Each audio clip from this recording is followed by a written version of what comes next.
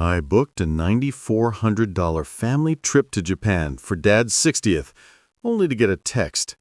"We gave your spot to Kevin's girlfriend. She's more fun." I replied, "Got it." That night, I canceled the entire trip. Flights, hotel, everything. When they returned, the locks were changed.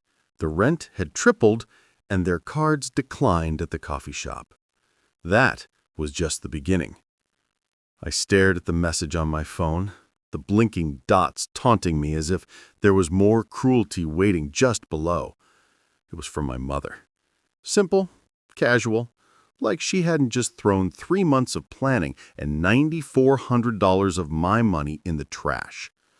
"We gave your spot to Kevin's girlfriend. She's more fun." No apology, no explanation, just a smirking slap in digital ink. My reply was just as short. Got it. And then I did what no one expected. I canceled the entire trip. Flights, hotel, everything. Non-refundable. Didn't care. I booked it. I'd kill it. And that night, I changed the locks to the family house. It was in my name anyway. They'd been living there rent-free for the last 5 years, laughing behind my back. It was finally my turn to laugh. But let's rewind. Let me tell you how I got to the point where I could destroy a family vacation, triple the rent on my parents, and cut off my golden boy brother like a tumor I should have removed years ago. It started with one stupid idea: to be the good son. My dad was turning 60, a milestone, and I thought, what better way to celebrate than a family trip to Japan? He'd always talked about seeing Kyoto's cherry blossoms before his knees gave out, and my mom adored sushi like it was religion. Kevin, my younger brother, said he dreamed of eating real ramen, not the cheap college stuff. So I did the thing everyone said I shouldn't. I paid for it all. $9,400 for flights, hotel, bullet train passes, even restaurant reservations. I coordinated the itinerary between my work deadlines, spent weekends calculating hotel proximity to shrines and shops, comparing ticket prices. I even upgraded their flights to premium economy. I didn't care about luxury for myself. I booked myself a budget seat and a small room in Osaka because I thought this was what love looked like. But Kevin always finds a way to remind me who I am in this family. Not the favorite, not the fun one, just the guy who pays. So when I saw the text, "We gave your spot to Kevin's girlfriend, she's more fun," it wasn't shock I felt. It was clarity. And clarity is dangerous in the hands of someone who's been used for too long. They always thought I'd stay quiet, until I didn't. It started with guilt. That's how they hook you. Not with love, not even with obligation, just guilt. My parents had never asked me to pay for things directly. No, they preferred subtle tactics. Kevin's doing his best, but it's so hard for young people these days. You're lucky to have a stable job. Not everyone can say that. Your father and I are proud of you. We just wish Kevin had your drive. At first I paid because I wanted to. Kevin was my younger brother. I figured helping him finish college was the right thing to do. I covered his tuition, his books, even bought him a laptop when his old one mysteriously broke 2 weeks before finals.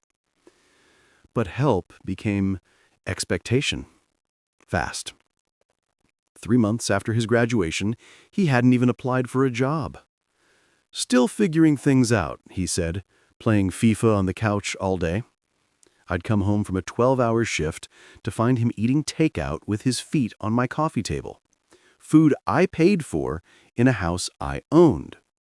And Mom would say, "He just needs some time. Don't pressure him." Dad wouldn't even look up from his iPad. "Let the boy breathe," he'd mutter, as if I were the problem.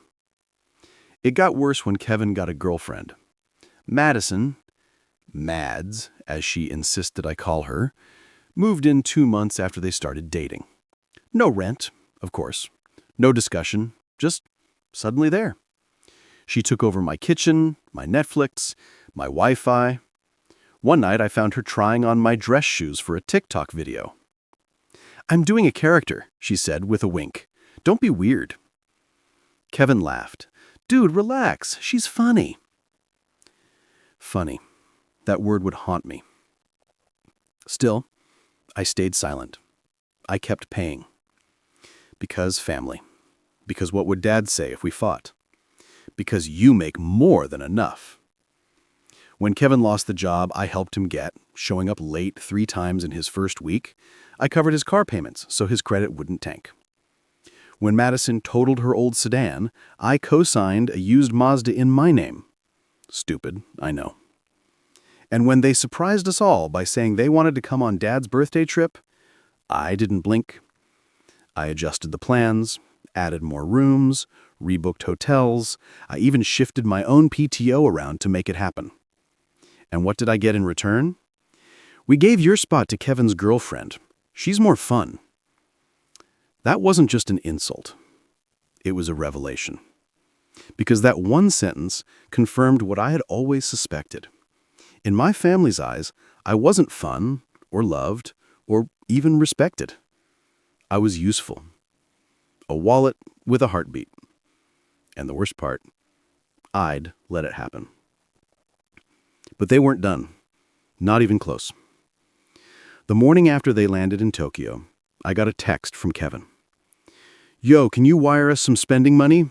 Mads forgot her card and Dad says the exchange rates are trash." I didn't reply. An hour later, another one. "Come on, man, don't be salty. This is supposed to be about Dad, not you." I nearly threw my phone across the room. They'd stolen my spot, my vacation, my moment. And still, they wanted more. But I kept quiet. Let them enjoy it. Let them post their filtered reels of family love while I sat at home in a now empty house with a rage I could barely name. Until day 5 of their trip. That's when the call came from the hotel. "Mr. Adams, we're contacting you because the credit card on file for the group reservation has been declined and there's a discrepancy with the guests listed. A non-authorized person has been added to the suite." So that's how they pulled it off. They'd swapped me out for Madison without telling the hotel. Used my card to pay for her spot. Thought I'd never notice. That was the moment. Not the insult, not the money, not even being cut out of my father's 60th birthday trip. It was the assumption that I'd take it, that I'd always take it. So I logged into my bank account, flagged the charges, shut down the card. Then I called the hotel back.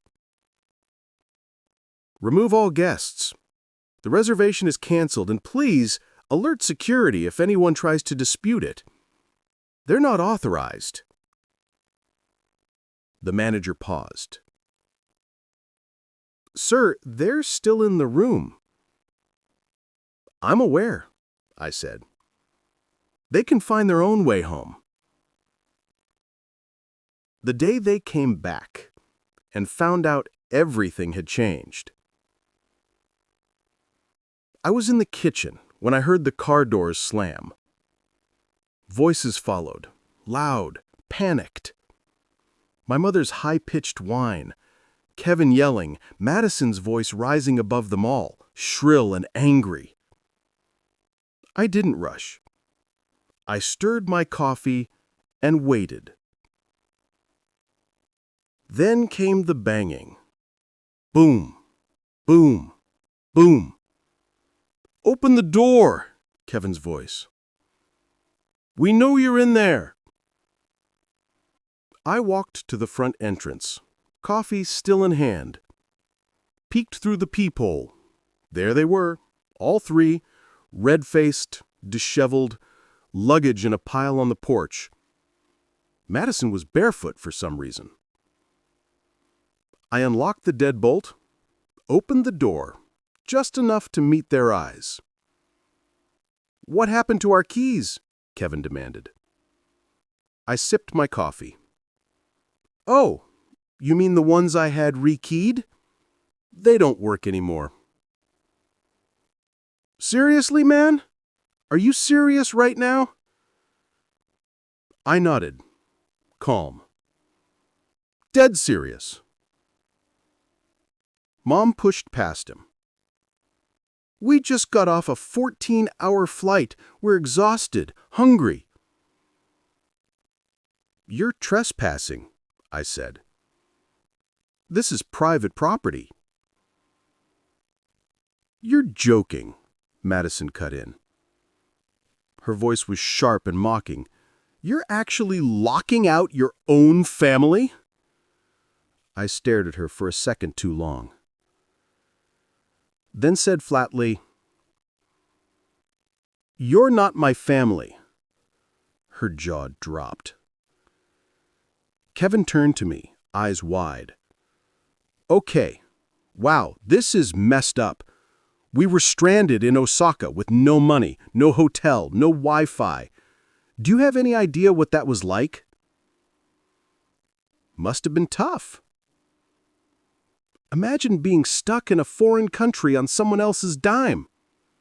"Oh, wait. That's what you did." Kevin's face flushed red. "You humiliated us. You canceled everything. We couldn't even get a cab to the airport. They froze the cards. They froze everything." "Yeah," I said, folding my arms. "That tends to happen when you commit credit card fraud." Mom gasped. "Fraud? Oh, don't be dramatic." I held up my phone, screen glowing with a paused screenshot from the hotel manager's email. "Unauthorized guest. Charges disputed. Kevin, did or did you not add Madison to the suite using my name?" He opened his mouth, closed it, looked at Madison. She shrugged.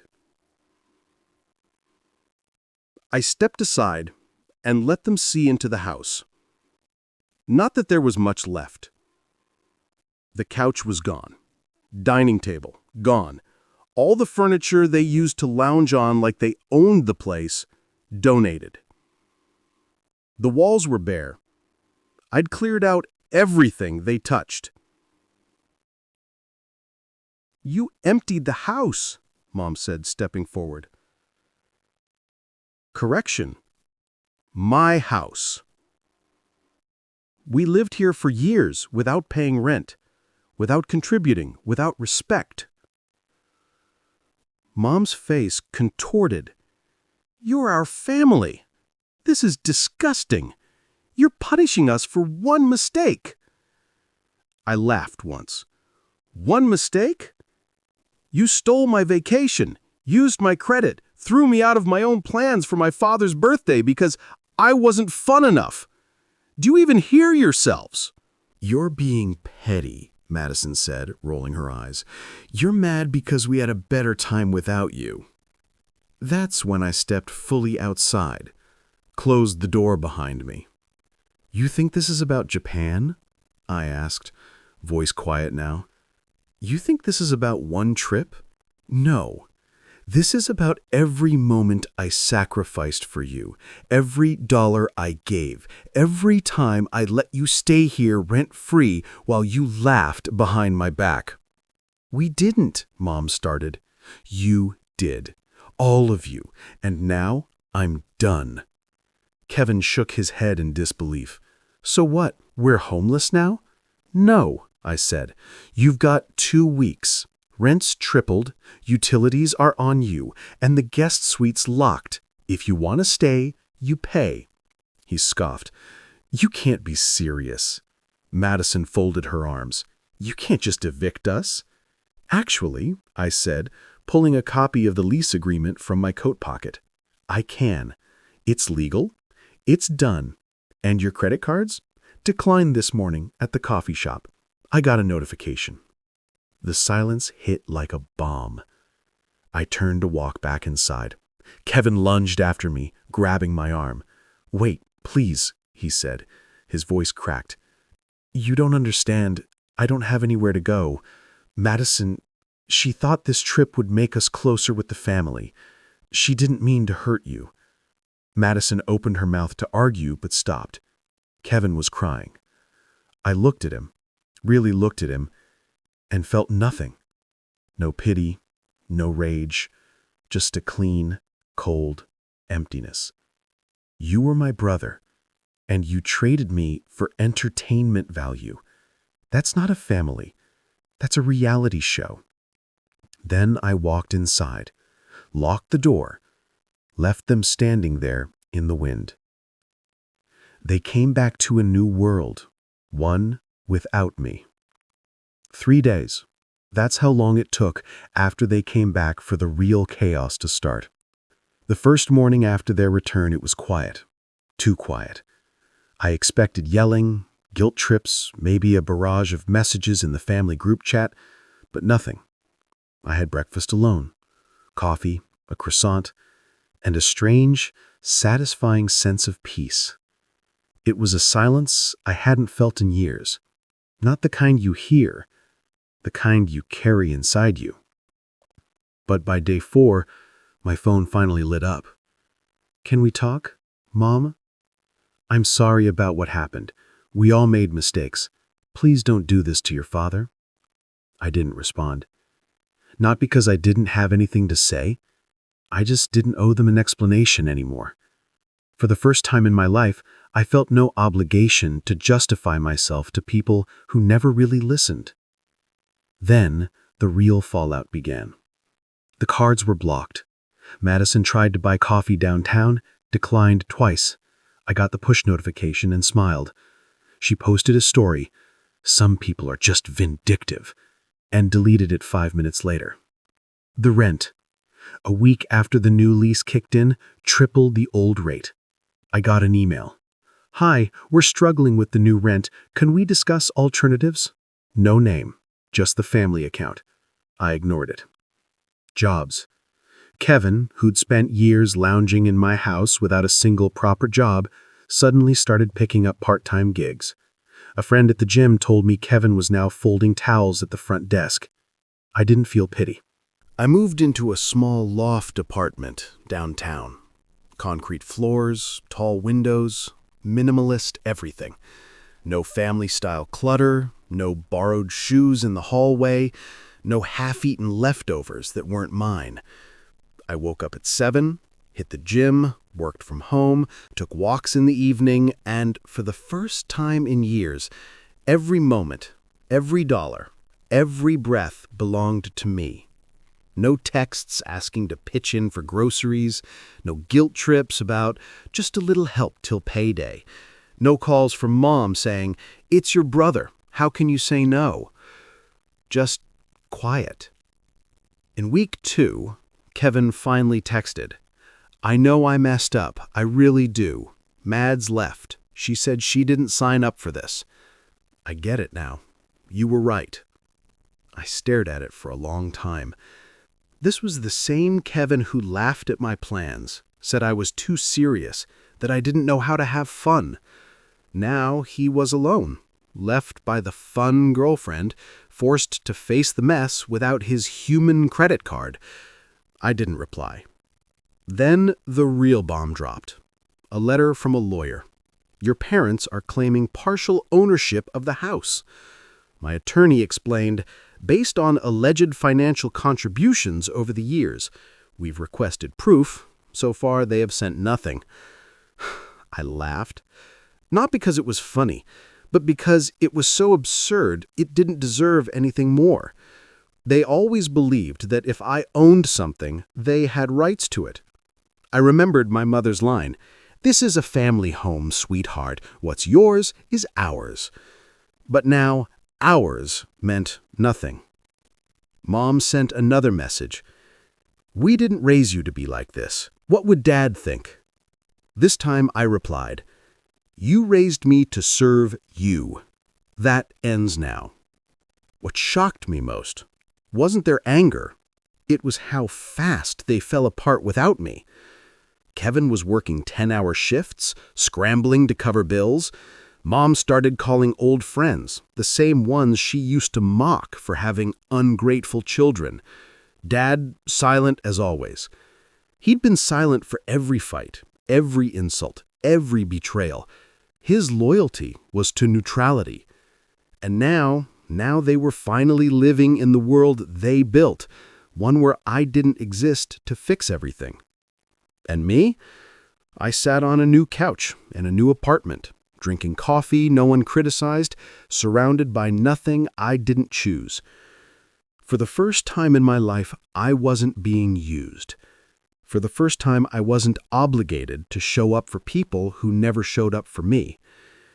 And for the first time, I wasn't angry. I was free. I was never the problem. I was the solution they abused. Sometimes silence is louder than screaming. 3 months have passed since I pulled the plug. No more free rent, no more brotherly favors, no more pretending that family means love instead of leverage. I thought I'd feel guilt or grief, maybe loneliness, but no, I feel something stronger. Peace. I wake up now without dread, without waiting for the next request, the next manipulation disguised as a favor. I don't flinch when my phone buzzes. I don't brace myself for guilt trips masked as check-ins. I feel like I've stepped out of a fog and I can finally breathe. A week ago, I found an old box while unpacking at the new place. Inside were photos, birthday cards, and a folder labeled Family Stuff. I opened it. Old airline tickets, receipts from family vacations I'd paid for, hotel confirmations under my name. It hit me like a brick. Every family memory was built on my credit card. They said I was cold, but I was the only one who kept the lights on. I flipped through a few photos, and in every one, I was smiling, giving, gifting, driving, paying, and the others relaxed, carefree, like passengers in a car they didn't have to steer. I used to think that made me strong. Now I see that made me invisible. What they loved wasn't me, it was my usefulness. And when I stopped being useful, they stopped being loving. Kevin hasn't messaged me since Madison left. I heard from a mutual acquaintance that he moved into a basement apartment and started delivering food. And for once, I didn't feel superior. I felt nothing. Because now his life is his responsibility, not mine. Madison scrubbed her social media clean, deleted our old photos, unfollowed the entire family. Her fun ran out when the free lifestyle did.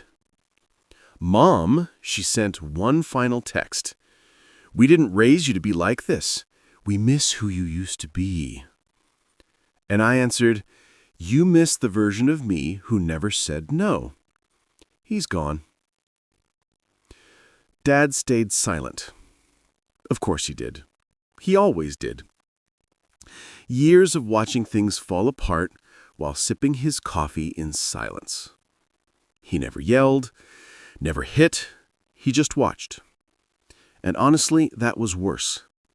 It made his complicity polite, but lethal. I stopped expecting closure from them. So I gave it to myself. I sat alone one night, no TV, no phone, just me and a glass of wine, watching the lights outside flicker on in other apartments. For the first time in years, the quiet didn't feel empty. It felt earned. That night, I wrote something on a sticky note and stuck it on my mirror. I owe no one more than I owe myself. And every morning since, I've read it like a prayer. Funny thing, the people who once drained me now call me distant. They say I changed. You bet I did. I used to be the bridge that they walked on. Now, I'm the ocean they can't cross. A few days ago, Kevin's ex, Lisa, sent me a message. We barely spoke back when they were together, but she'd always been kind, quiet. You were the only one who saw through it. The way they treated you, it was wrong. I'm glad you left. You saved yourself. It hit me harder than it should have, because I'd started to believe that maybe I was the problem. Lisa reminded me I wasn't crazy. I was just the first to wake up. I used to think walking away was selfish. Now I know it's self-preservation. They taught me that love comes with sacrifice, but never their sacrifice, only mine. They called me cruel. I call it clarity. They called me heartless. I call it healing. They called me selfish, but only after I stopped being theirs. And now the best part. I don't hate them. I don't wish them pain. I just don't owe them anything anymore. And that freedom, it's like breathing for the first time. Next week, I'm flying to Iceland. Solo trip. I've always wanted to see the Northern Lights. Never went because there was always someone else's emergency, someone else's drama, someone else's vacation at my expense. But not anymore. This time, I'll go for me. And when I'm standing under that glowing sky and the freezing air, thousands of miles from everything I used to carry, I'll finally say it out loud. I am not your safety net. I am not your plan B. I am not your bank, your backup, or your fool. I am me. And for the first time in my life, that's enough.